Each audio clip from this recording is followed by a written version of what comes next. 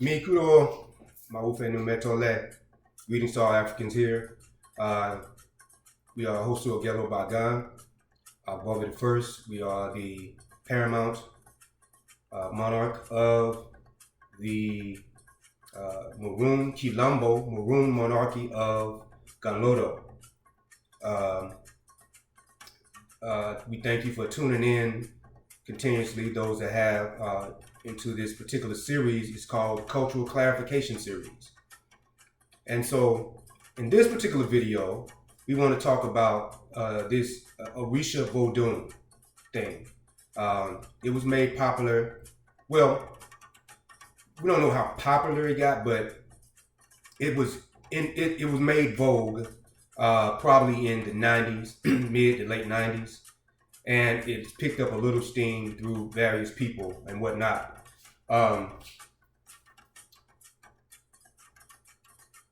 We want to make this quick and concise because this goes into also using your ori. You want to use your ori, and this video is for those that may have been confused about the subject, have seen it. Those that may have gone into a temple or egbe or whatever they're calling it, thinking that, hey, they got vodun, they got orisha and vodun, right? And they still may be in these temples and ironically not know these ori facts that we're about to share with you. So the whole concept of Orisha Vodun, what they're saying when they say that is that they worship Orisha and they have African Vodun. And 9.9 times out of 10, they don't have any African Vodun. That's the key. For instance, there are people that call themselves Orisha Vodun in various places. This is not aimed at anybody in particular. This is actually aimed at those that are trying to get a better understanding and those that may have gotten tricked, if you will, by this because they were looking for Vodun. Here's the key. This is the ori factor that we're talking about. If it says Vodun, there should be Vodun deities, right? There should be Vodun deities there. But when you go to these temples or these egbe's, whatever they call themselves, there are never any Hun. Hun is the name for deity. Vodun has been used interchangeably for the name for a deity also, but that is more of a 18th century, early 19th century phenomenon. The older term is Hun, and that is the term we use. We used to use Vodun when we didn't know any better. We found out better. We started to study the real culture instead of going by these online and things and these reports by these European archaeologists and anthropologists. And so, excuse us for that. So that's the telltale. You go there and you see no Hun. You see Shango, you see Kabiesio, you see Oshun, Orisha. You see Oya Orisha. You see Oshun. You see Obatala. And the thing you should ask them, if you happen to want to go into one of these things because you see the name Vodun attached, where are the Hun? Now, this is where some of them will get you. They are guising themselves Orisha Vodun once again, but then some of them will have some Haitian shrines. So they'll bring a Haitian priest in or do something that a Haitian priest taught them, Haitian Vodun shrine. We want to make a disclaimer real quick, public announcement. We have no problem with authentic Haitian Vodun. We have no problem with that. But if it's Haitian Vodun, say that's what it is. Don't try to pass this off as African Vodun. Haitian Vodun is a unique new African system of its own, So what a lot of these people have done, they brought in Haitian priests, or they're associated with Haitian priests, and that's the Vodun part. But then you have to ask them, where's the language? Because at those shrines, you praying in Creole, and it is often a Creole that is peppered with French. Some of the prayers We've even been to one of these back in our early days in the culture. Been to one of these ceremonies. Some of the prayers are directly straight up in French. Period. The end. No punchline. No joke. You know, that's what it is.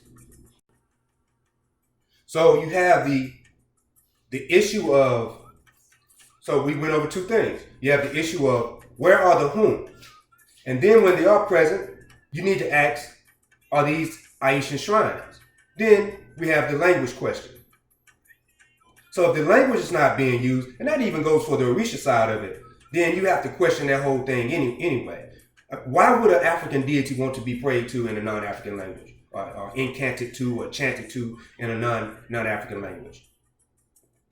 Why would you want to do that? But people make big arguments for that. That's because A, they're probably lazy, don't want to learn the language, or feel like they can't learn the language at a certain age. Or they have some kind of universal religious mindset. In that case, well, let's stop calling Shango Shango. Let's stop calling her Veggie Da. That is a Hun in the Vodun tradition. Let's stop calling her that. Just call them, some universal names, That doesn't make any sense. So what we have is analogous to, with the Orisha Vodun phenomenon, is analogous to a Mercedes body on a car, but underneath it, everything is Honda. The engine is Honda. So what they're doing, they're putting the Vodun name on it because they know a lot of people are attracted to Vodun because of its mystery and its power, right? So they want to take advantage of that. So they say, yeah, we have Vodun, or Orisha Vodun, cover it all. We know people that have contacted some of these people, and when they wanted to, they asked them about, the Vodun aspect of it. They said they'll put them in touch with a Vodun priest. But now these people claim even in their name that they are Orisha Vodun, which makes no sense. If you're Orisha, just be that. And by the way, this one was for free. We said it over and over. The name of the tradition is not Orisha. It is not Yoruba. It is not Ifa. It is Isheshe. Isheshe. That's the name of the tradition. So you should say, let's say you did have Vodun. What do you mean? We had some technical difficulties there. Let's say you did have Vodun. You should, it should be Isheshe Vodun. But another fact we've mentioned before, Vodun covers Isheshe anyway. It's all in that cauldron. Isheshe, all of the African traditions are in the cauldron of Vodun. So you're getting presented with, you think you're buying a Mercedes because it has a Mercedes emblem on it or a Mercedes body, but all the other parts on the inside is straight up Honda. This is very deceitful, and we don't, we thought about it, some of these people, they'll know a couple of phone words, 1 or 2, 3, maybe know a couple of greetings, and they're misusing those in the wrong context also. And then they feel they have the right to say that they are Orisha Vodun, or feel the right to say they're Vodun when they're not. They're not. This is very deceitful and unethical. This shows a lack of character in the people that are doing this. When we tell you Vodun, we are straight up talking about African Vodun. Well, new African Vodun, because we've added certain of our sacred experiences and national, what we call Tohun. We've elevated some of our own people to the level of Tohun, like Nana Kwaku, who you know as Marcus Garvey. As a Tohun, he is Nana Kwaku, and we address our prayers to him in the little Fonte that we know, because he was Fonte. This is what the oracle has expressed. And we could not elevate him until we found out what his real name was going to be. And that is another thing. You have people saying that these are uh, Malcolm X or somebody as a national deity. Now, don't get us wrong. That's for another subject. But let us tell you something about national deities.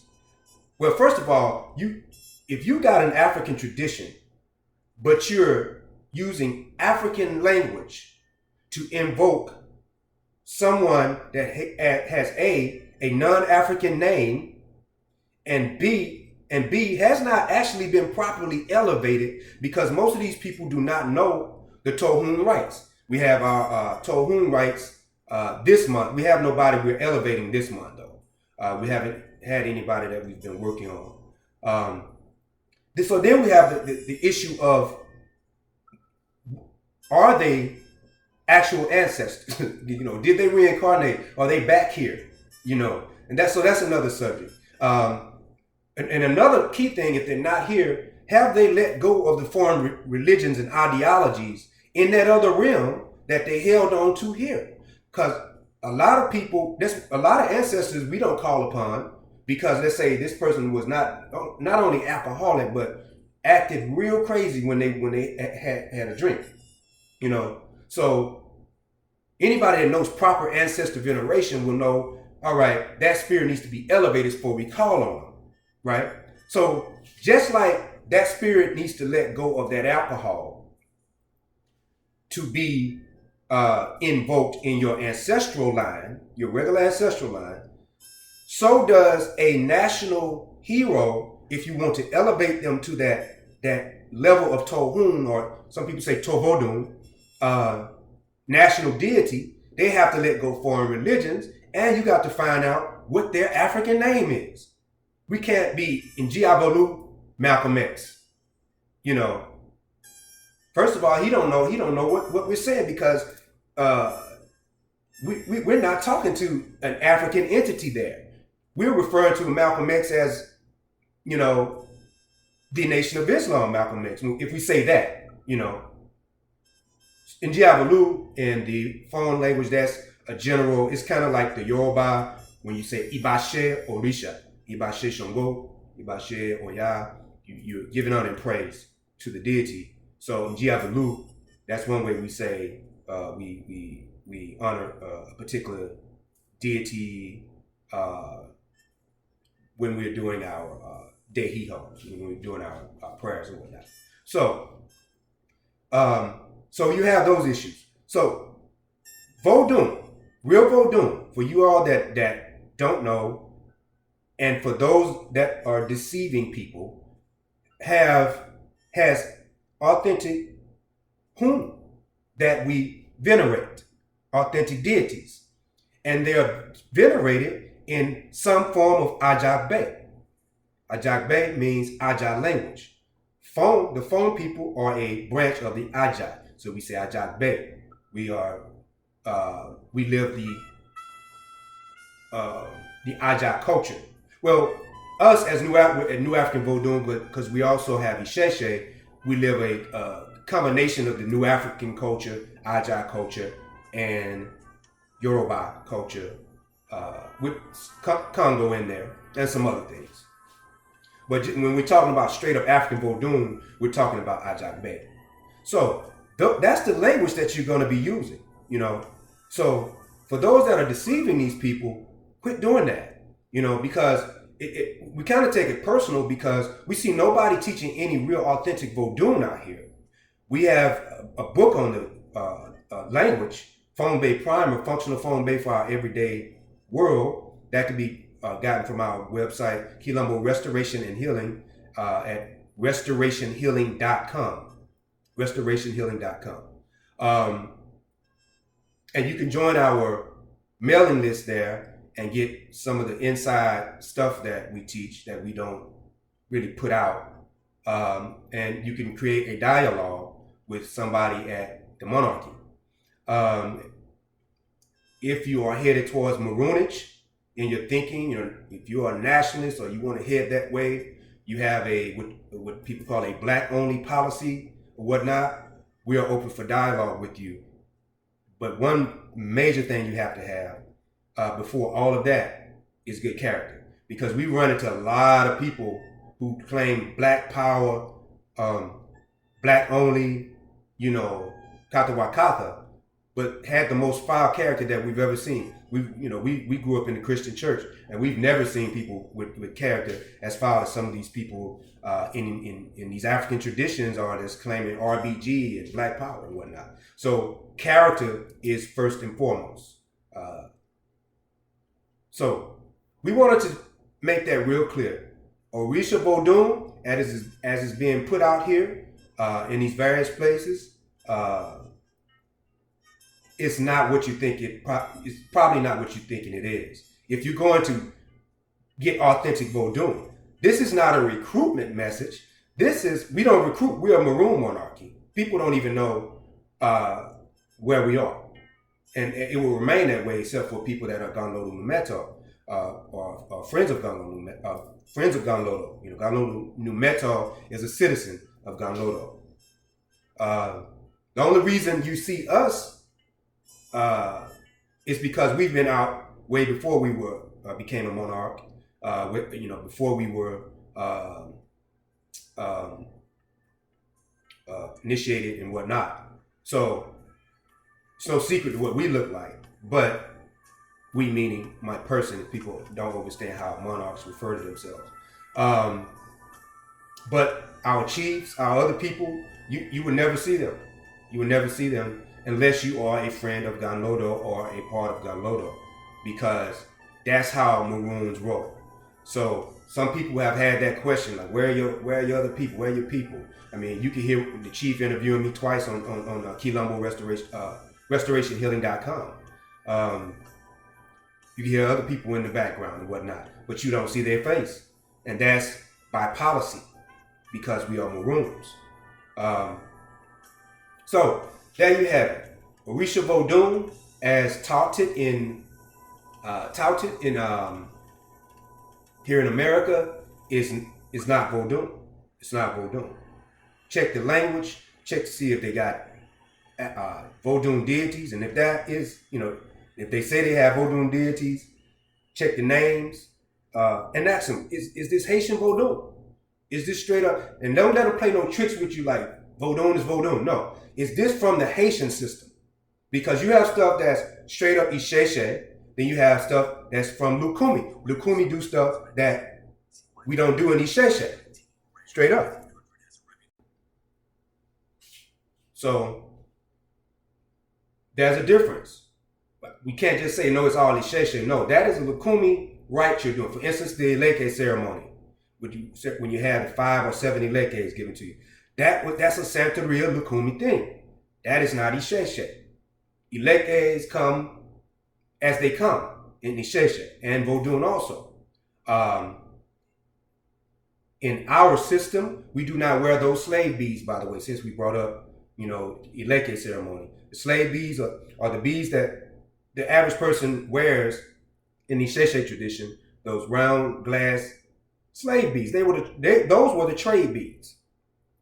Those were the trade beads. So that's just another tidbit of knowledge for your Ori. So we wanted to just inform you of that. We have been His Imperial Majesty Axosu Agelogbagan Agbovi I, the Ganlodo Hosu, Quilombo Hosu, the Maroon Monarch here in America.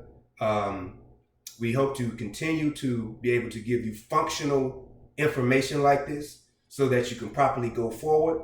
Once again, if you are Maroon-minded, Maroon-oriented, curious about the Maroon ideology, and you have no room for buffoonery, coonery, allowing non-Africans in the tradition, a bad character, if you're trying to escape and not be around all of that, if you want to live authentic African tradition, where we speak authentic Yoruba, authentic Fon, you can go to our website, RestorationHealing.com, and join the mailing list and send an email to us. Odipa.